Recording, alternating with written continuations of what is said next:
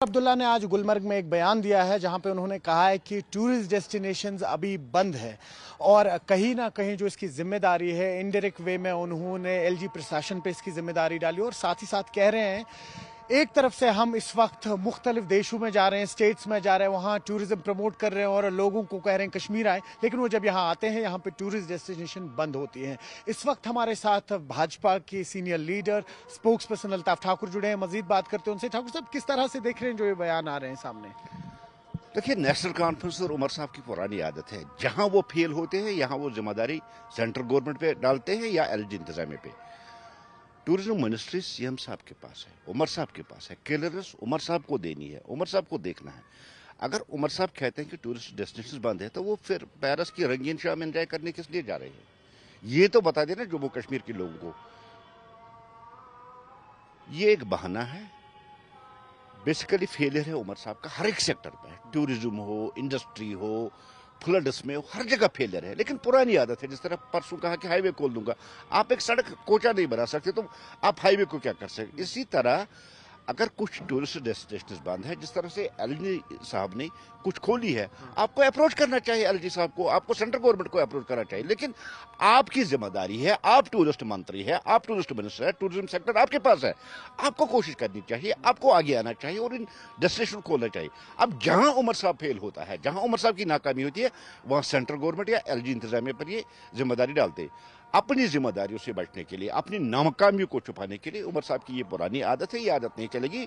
उसको पेरिस की रंगीन शाम एंजॉय करना जो उसका प्रोग्राम है, उसको वो कैंसिल करके पहले जो हमारी डोमेस्टिक टूरिस्ट है उनको कश्मीर की तरफ लाना चाहिए। और जो जम्मू कश्मीर के आज के इश्यूज है, जिस तरह से फ्लड के बाद तबाही हुई, जिस तरह से अभी सड़कों पे मलबा पड़ा है, वो नहीं हटाया जा रहा, उसको पहले साफ करके बाकी उसको बाद में जो जिम्मेदारी है सेंटर पे थोप दी जाए। तो आपने सुना बीजेपी के सीनियर लीडर कह रहे हैं कहीं ना कहीं ये जिम्मेदारी सीएम उमर अब्दुल्ला की बनती है, क्योंकि जो टूरिज्म का पोर्टफोलियो है वो उनके पास है। कहीं ना कहीं उनको इस वक्त एलजी प्रशासन के सामने जाना चाहिए या वही कहीं ना कहीं सेंटर के सामने जाना चाहिए और प्रस्ताव देना चाहिए, प्रपोजल देना चाहिए कि अगर ये टूरिस्ट डेस्टिनेशन खोलनी है क्या कुछ इनिशिएटिव्स लेने चाहिए, क्योंकि जब तक सीएम के इनपुट्स नहीं होंगे तब तक कहीं ना कहीं तालमेल नहीं बैठ सकता और उसी के चलते हुए एलजी भी आगे डिसीजन कहीं ना कहीं नहीं ले सकते हैं। न्यूज़ 18 के लिए अयूब खान के साथ श्रीनगर से मैं सरोज कफील। पर्यटन को लेकर दिए गए बयान पर पीडीपी प्रवक्ता शौकिया कुरैशी ने सीएम उमर पर सवाल उठाए हैं। उन्होंने कहा कि पेरिस जाने के बजाय मुख्यमंत्री को पर्यटन को बढ़ावा देने के लिए भारतीय राज्यों को चुनना चाहिए था और एक निर्वाचित मुख्यमंत्री होने के नाते उमर अब्दुल्ला को पर्यटन स्थलों को फिर से खोलने के लिए दबाव बनाना चाहिए था। यहां उन्होंने राष्ट्रीय राजमार्ग बहाली के मुद्दे पर अपनी जिम्मेदारी से बचने के लिए भी उमर अब्दुल्ला की आलोचना की। आपने देखा होगा कि जब बाइसरन का वाक़ा पेश आया था तो उस वक्त उमर अब्दुल्ला साहब ने कहा था कि मैं 3 दिन में जितनी भी ये डेस्टिनेशंस हैं ये मैं खुलवा दूंगा। तो आप देखें कि आज कितना वक्त हो गया तब से। देखें, इनके अपने ही कोलो फैल में तजाद है। तो आज ये कह रहे हैं कि अब ये टूरिज्म को और प्रमोट करना चाहते हैं, लेकिन ये पहले जो इन्होंने कहा है उस पर अमल करके दिखाएं। किस तरह का, मतलब ये कहते हैं कि अभी जो पेरिस का मुजवजा दौरा है वहाँ भी ये कह रहे हैं कि टूरिज्म प्रमोशन के लिए हम जा रहे हैं। तो ओवरऑल अगर सिनेरियो देखा जाएगा कि टूरिज्म अभी जो सेक्टर है डिरेल ही हुआ है पहलगाम टेरर अटैक के बाद, तो किस तरह से क्या प्रतिक्रिया रहेगी आपकी? क्या करना चाहिए गवर्नमेंट को या क्या सुझाव? जी देखिए, हमारे यहाँ कश्मीर में जो टूरिस्ट आता है और जो वाकई यहाँ पैसा खर्चता है वो हमारे जो हैं हमारे मुल्क के बाहर के लोग नहीं हैं, बल्कि मुल्क में ही जो लोग हैं वो यहाँ पे आते हैं और पैसा खर्चते हैं। देखिए, अब पूजा हॉलीडेज आ रही हैं तो इन्हें चाहिए था पेरिस के दौरे के बजाय, ये नासिर असलम साहब उनके साथ जा रहे हैं, पेरिस के दौरे पे जा रहे हैं, तो उससे बेहतर ये था कि ये बंगाल में अब पूजा हॉलीडेज होने वाली हैं, बाकी बहुत सी जगह हैं, तो यहाँ पे अगर कुछ काम करते तो वो इनके लिए बेहतर रहता। सकता। अब इनका मन है कि ये पेरिस घूमें और वहाँ की शामें एंजॉय करें, तो ये टूरिज्म के हवाले से मुझे नहीं लगता कोई काम करेंगे। तो डेस्टिनेशंस रीओपन करने पे आपका क्या टेक रहेगा, क्या करना चाहिए सरकार को? क्योंकि जिस तरह से उमर साहब ने कहा कि अब एक जानिब सरकार क्लेम कर रही कि नॉर्मल सी जो है वो लौट आई है, लेकिन दूसरी जानिब डेस्टिनेशंस बंद रखने का कोई जवाब नहीं बनता है। देखिए, उमर साहब खुद कुछ कर नहीं रहे हैं इस वक्त। उनके वो आखिर एक चलिए यूटी के ही सही, लेकिन एक सीएम है, उनके पास 50 लोगों की एक मेजॉरिटी है, एक टीम है, एमएलएज हैं उनके पास 3 पार्लियामेंट मेंबर हैं, तो उन्हें चाहिए था इस वक्त अपने पावर का इस्तेमाल करें। तो खबरों का सिलसिला जारी रहेगा, यहां पर रुकेंगे फिलहाल छोटे से ब्रेक के लिए।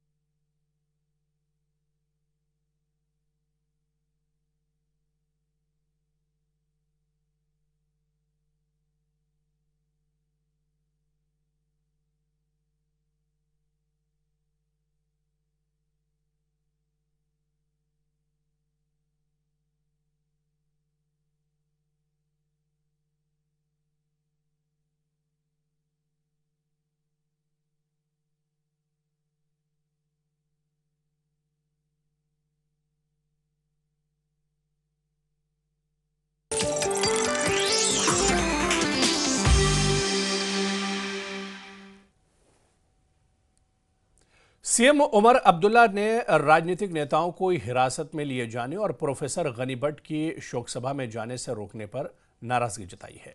उन्होंने कहा कि कश्मीर में सुरक्षा व्यवस्था इतनी तनावपूर्ण है कि शोक सभा के लिए भी इजाजत नहीं दी जा रही है। उमर ने कहा कि एक तरफ कहा जा रहा है कि नया जम्मू कश्मीर बना दिया गया है, लेकिन अपने ही लोगों पर भरोसा नहीं है। अफसोस अफजाई के लिए जा रहे थे, ताज़ियत का इजहार करने जा रहे थे। क्या अब कश्मीर में हमारे ये सिक्योरिटी वाले इतने घबराए हुए हैं कि यहाँ अब ताज़ियत करने के लिए भी इजाज़त नहीं दी जा सकती है? मैं वही तो कहता हूँ ना, एक तरफ से तो हम कहते हैं सारा कुछ ठीक है, हालात बिल्कुल अच्छे हैं, एक नया जम्मू कश्मीर बना है, लेकिन हमें अपने लोगों पे यकीन नहीं है, अपने लोगों पे भरोसा नहीं है। क्या होता अगर महबूबा मुफ्ती वहाँ जाती? कौन सा तूफान पेश होता? क्या होता अगर सजाद गनी लोन साहब वहाँ जाते? कोई बड़ा तूफान नहीं होता। जाते, फातिहा पढ़ते, ताज़ियत के 2 अल्फाज वहाँ पे प्रोफेसर भट्ट साहब के ख़ानदान के साथ वो शेयर करते और वापस आ जाते। ये अब ये कदम जो है ये ठीक नहीं है जम्मू कश्मीर के लिए। और चलिए आगे बढ़ेंगे। बड़ी खबर इस वक्त किन्नौर के नाथ गांव में बादल फटा है। रात करीब 12 बजे बादल फटने से हड़कंप मच गया है। नाथ गांव में बाढ़ से भारी नुकसान भी हुआ है। सैलाब में कई गाड़ियां बह गई हैं, बगीचों को भी नुकसान पहुंचा है। राहत और बचाव काम में प्रशासन जुटा हुआ है। तो बड़ी खबर इस वक्त हिमाचल प्रदेश से आ रही है, जहां पर किन्नौर के नाथ गांव में बादल फटा है। रात करीब 12 बजे बादल फटने से हड़कंप मच गई है। नाथ गांव में बाढ़ से भारी नुकसान भी हुआ है। सैलाब में कई गाड़ियां बह गई हैं, बागीचों को भी नुकसान पहुंचा है। हालांकि राहत और बचाव काम में प्रशासन जुटा हुआ है। तस्वीरों में भी आप देख सकते हैं बादल फटने के बाद जिस तरह से मलबा अचानक ऊपर से नीचे की तरफ आया है और अपने साथ मलबा सैलाब एक तरह से लेकर आया और चारों तरफ मलबा ही मलबा नजर आ रहा है। तो नाथ गांव में बादल फटा और करीब 12 बजे बादल फटने की घटना हुई, जिसके बाद पूरे इलाके में हड़कंप मच गई है।